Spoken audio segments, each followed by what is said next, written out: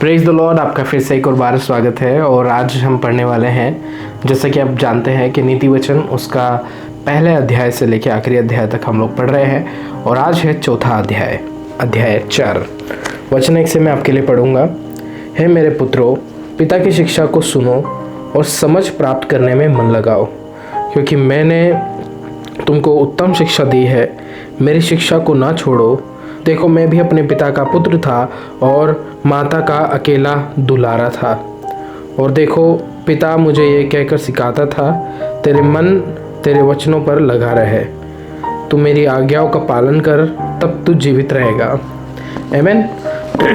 ये बात जो है ना, पिता की शिक्षा को सुनो, ये बहुत प्रैक्टिकल बात है। मेरे पिता की बातों को जब मैंने अपनी ज़िंदगी में सुना है, तब मैंने एक अलग राय उनसे ली है, क्योंकि पिता का एक्सपीरियंस वो जी चुके हैं जो आप अब जी रहे हो। ठीक है, जो आप चल रहे हो वो कर चुके। तो इसलिए पिता का एक्सपीरियंस जो है वो हमें और बढ़ाता है और बनाता है। और परमेश्वर का वचन भी कहता है कि माता पिता का आदर करो। तो अगर आप पिता की बातों को सुनते हैं तो सच में आप आगे तक पहुँचते हैं। आगे लिखा है 5 वचन में, बुद्धि को प्राप्त कर, समझ को भी प्राप्त कर, उनको ना भूल जाना, ना मेरी बातों को छोड़ना। बुद्धि को ना छोड़, वह तेरी रक्षा करेगी। आमीन। बुद्धि को प्राप्त करना इतना ज़रूरी है, क्योंकि आपका जीवन कुछ दिनों का नहीं है, कुछ सालों का नहीं है, ये बहुत सालों का है। और आप अगर नहीं भी रहे, यानी कि मृत्यु के बाद में भी आपके जीवन की चर्चा होती है, तो आप किस बुद्धिमानी के साथ इस पृथ्वी पर जीते हैं, परमेश्वर के वचन के अनुसार उस शिक्षा को प्राप्त करते हैं, आपके जीवन के लिए, मेरे जीवन के लिए बहुत ज़रूरी है। आमीन। आगे पढ़ते हैं। लिखा है, बुद्धि श्रेष्ठ है, इसलिए उसकी प्राप्ति के लिए यत्न कर। जो कुछ तू प्राप्त करे उसे प्राप्त तो कर, परंतु समझ की प्राप्ति का यत्न घटने ना पाए।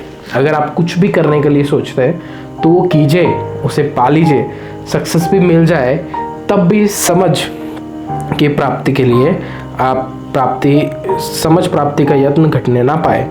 मतलब सीखते रहना है आपको हमेशा ज़िंदगी में। मैंने ऐसे बहुत सारे लोगों को देखा है जो सीखने से प्रीति रखते हैं, वो सच में कभी भी नीचे नहीं गिरते, वो सच में कभी भी अनसक्सेस नहीं रहते, वो हमेशा सीखते रहते हैं। और सीखते रहने से वो इंसान कभी भी पीछे नहीं, वो आगे ही बढ़ता है। उसकी बड़ाई कर, वह तुझको बढ़ाएगी। जब तू उससे लिपट जाए, वह तेरी महिमा करेगी।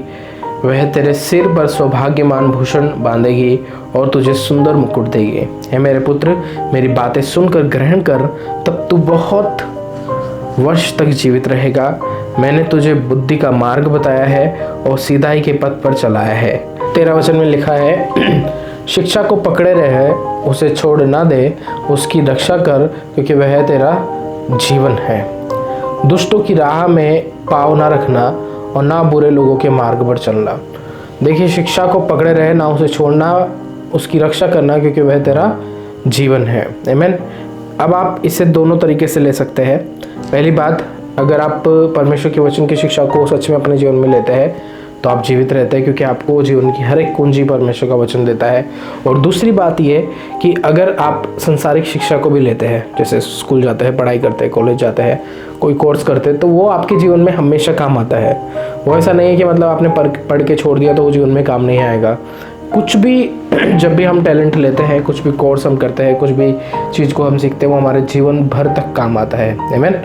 और 14 वचन में जो लिखा है, दुष्टों की राह में पाँव न रखना और ना बुरे लोगों के मार्ग पर चलना। उसे छोड़ दे, उसके पास से भी ना चल, उसके निकट से मुड़कर आगे बढ़ जा। बुरे लोगों की संगति को छोड़ना बहुत ज़रूरी है।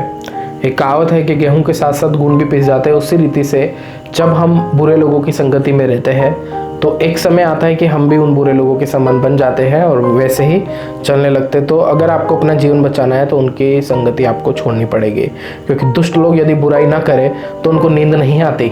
वचन देखो कितना मस्त लिखा है ये, कि अगर बुरे लोग हैं, अगर जब तक वो बुराई नहीं करेंगे उनको नींद नहीं आएगी, बुराई करके ही अच्छे से वो सो पाते हैं। और जब तक वह किसी को ठोकर ना खिलाए तब तक उन्हें नींद नहीं मिलती। तो ऐसे लोग होते हैं, जब तक कोई ठोकर ना खाए उनकी वजह से, तब तक उनको चैन नहीं आता। तो इसलिए ऐसे लोगों से दूर रहना है। वे तो दुष्ट सास से कमाई हुई रोटी खाते और उपद्रव के द्वारा पाया हुआ दाख मधु पीते हैं, परंतु धर्मियों की चाल उस चमकती हुई ज्योति के समान है, जिसका प्रकाश दोपहर तक अधिक अधिक अधिक बढ़ता रहता है।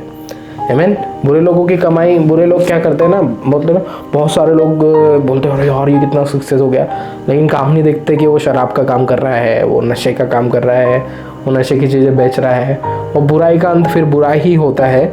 इसलिए लिखा है यहाँ पर, धर्मियों की चाल चमकती हुई ज्योति के समान है, जो प्रकाश दोपहर तक अधिक अधिक बढ़ता रहता है। मतलब वो बढ़ता ही रहेगा आपके जीवन का, अगर आप धर्मीपन में चलेंगे तो। दुष्टों का मार्ग घोर अंधकार में है, वे नहीं जानते कि वे किससे ठोकर खाते हैं। हे मेरे पुत्र, मेरे वचन ध्यान धरकर सुन और अपना कान मेरी बातों पर लगा।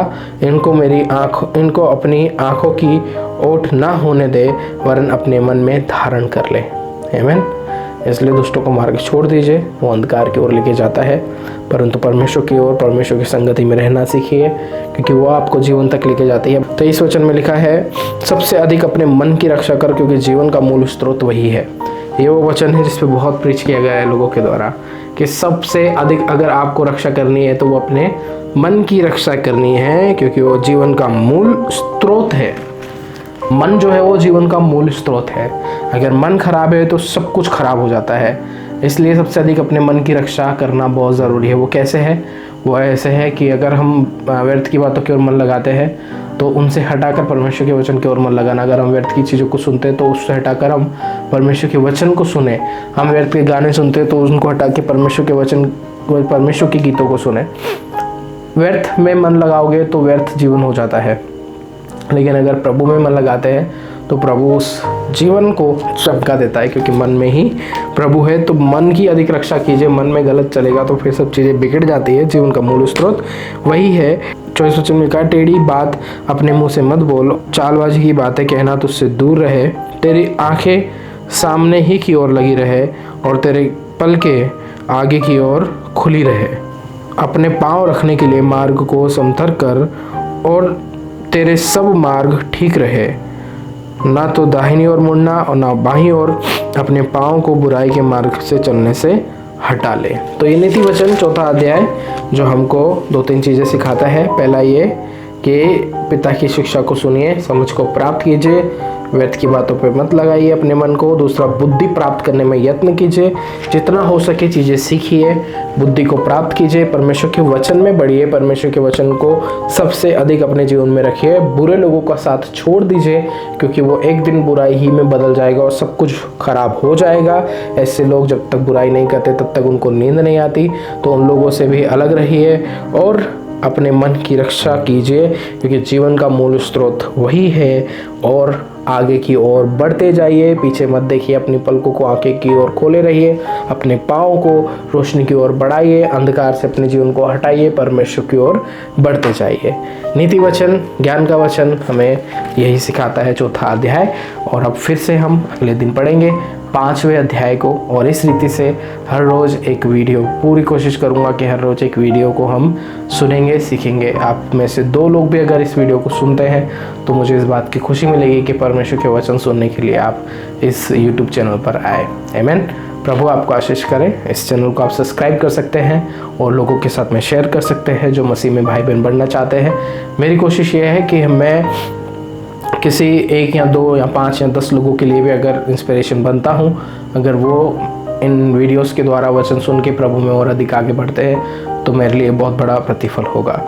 ये अभी जो शुरुआत है, प्रभु मदद करें आगे आने वाले समय में और भी अधिक वीडियोस को और भी अधिक चीज़ों को परमेश्वर की ओर से हम जैसे प्राप्त करें और आपकी ओर में शेयर करते रहेंगे। आप इन वीडियोस को शेयर कर सकते हैं। प्रभु आपको आशीष करें। फिर मिलेंगे अगले वीडियो में। Praise the Lord. God bless you.